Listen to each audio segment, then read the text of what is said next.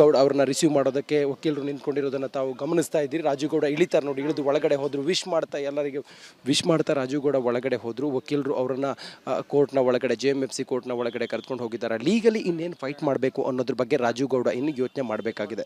ಸದ್ಯಕ್ಕೆ ಈಗ ಈ ಹೊತ್ತಿಗೆ ಮೆಡಿಕಲ್ ಆಗಿ ರಾಜುಗೌಡ ಅವರನ್ನು ನ್ಯಾಯಾಧೀಶರ ಮುಂದೆ ಪ್ರೊಡ್ಯೂಸ್ ಮಾಡಿದ್ದಾರೆ. ನ್ಯಾಯಾಧೀಶರ ಮುಂದೆ ಪ್ರೊಡ್ಯೂಸ್ ಮಾಡಿರುವಂಥ ರಾಜುಗೌಡ ಅವರನ್ನು ನಾವು ನಿಂತಿರುವಂಥ ಜಾಗ ಇದು JMFC ಕೋರ್ಟ್ನ ಮುಂಭಾಗದಲ್ಲಿ ನಾವಿದ್ದೀವಿ.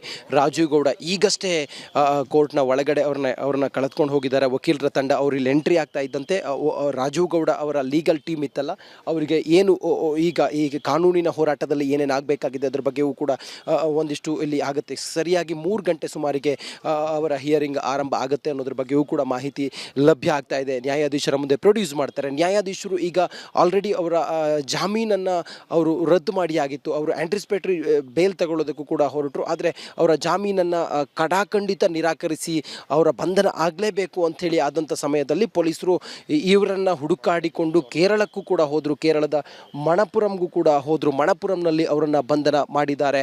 ನಮ್ಮ ಪ್ರತಿನಿಧಿ ಮಂಜುನಾಥ್ ದಿನೂರು ಕೂಡ ನಮ್ಮ ಜೊತೆಲಿ ಈಗ ಇದ್ದಾರೆ. ಅವ್ರನ್ನ ಮಾತಾಡಿಸುವಂಥ ಪ್ರಯತ್ನವನ್ನು ನಾನು ಹೊರ್ತೀನಿ. ಮಂಜುನಾಥ್, ಈ ಸದ್ಯಕ್ಕೆ ಎಷ್ಟು ದಿನಗಳ ಕಾಲ ಕಸ್ಟಡಿ ಕೇಳ್ಬೋದು ಪೊಲೀಸರು? ಸದ್ಯ ಈಗಾಗಲೇ ಮೊಬೈಲ್ ದಾಖಲೆಗಳನ್ನು ಕೊಡಲಿಲ್ಲ ಅನ್ನೋದು, ಮೊಬೈಲ್ ಎವಿಡೆನ್ಸನ್ನು ಕೊಡಲಿಲ್ಲ ಅನ್ನೋದು ಅವರು ಹೇಳ್ತಾ ಇದ್ರು. ಸದ್ಯ ತಾವು ಹೇಗಿದ್ದನ್ನು ಅನಲೈಸ್ ಮಾಡ್ತೀರಿ ಮಂಜು? ರಂಜಿತ್, ಖಂಡಿತವಾಗಿ. ಯಾಕೆಂತಂದರೆ ಈಗ ಪ್ರಮುಖವಾಗಿ ಏನು ಶಿಲಘಟ್ಟ ಪೌರಾಯುಕ್ತೆಗೆ ಧಮಕಿ ಹಾಕಿರೋ ಪ್ರಕರಣಕ್ಕೆ ಸಂಬಂಧಪಟ್ಟಂತೆ ಯಾವ ಮೊಬೈಲ್ನಲ್ಲಿ ಏನು ಅಂದರೆ ಧಮಕಿ ಹಾಕಿರುವಂತಹ ಯಾವ ಮೊಬೈಲ್ ಇದೆ ಆ ಮೊಬೈಲ್ ಸೀಸ್ ಆಗಬೇಕು. ಇನ್ನೂ ಕೂಡ ಮೊಬೈಲ್ ಸೀಸ್ ಆಗಿಲ್ಲ, ಮೊಬೈಲ್ ಕೂಡ ಬೇರೆ ಕಡೆ ಇಟ್ಟಿದ್ದಾರೆ ಅಂತಕ್ಕಂಥ ಮಾಹಿತಿ ಕೂಡ ಈಗ ಪೊಲೀಸರಿಗೆ ಸದ್ಯದ ಪ್ರಾಥಮಿಕವಾಗಿ ಇವತ್ತಿನ ವಿಚಾರಣೆ ಹಂತವಾಗಿ ಕೊಟ್ಟಿರುವಂತಹ ಮಾಹಿತಿ.